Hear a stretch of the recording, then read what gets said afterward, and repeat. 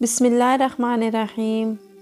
वक्त गुज़र जाए तो सिर्फ़ पछतावा ही रह जाता है।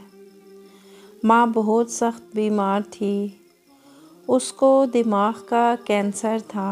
उसका एक ही बेटा था।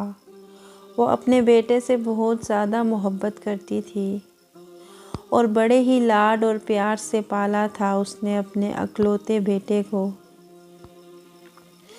मगर बेटा था कि माँ की तरफ ज़रा भर भी तवज्जो न देता था और ज़्यादातर वक्त आवारागर्दी में गुजार देता।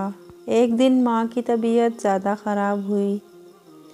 बेटा घर पर नहीं था। माँ मुश्किल से हमसाये की औरत के पास पहुँची और उसके साथ अस्पताल गई। बेटे को इत्तला की गई। माँ की हालत तशवीशनाक थी।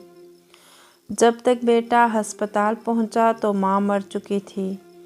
बेटे को एहसास शर्मिंदगी ने बहुत ज़्यादा बेचैन कर दिया था कि वो आखिरी वक्त में भी माँ के साथ नहीं था और इसके होते हुए पड़ोसियों ने उसकी माँ को हॉस्पिटल पहुंचाया।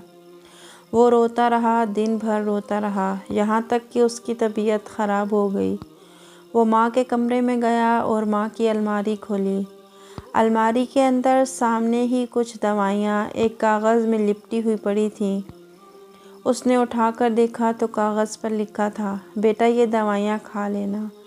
मुझे पता है कि ज़्यादा रोने से तेरी तबीयत ख़राब हो जाती है।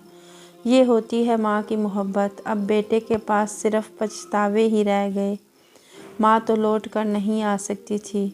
वीडियो पसंद आई हो तो लाइक करें और चैनल को सब्सक्राइब कर दें। जज़ाकुमुल्लाहु खैरन।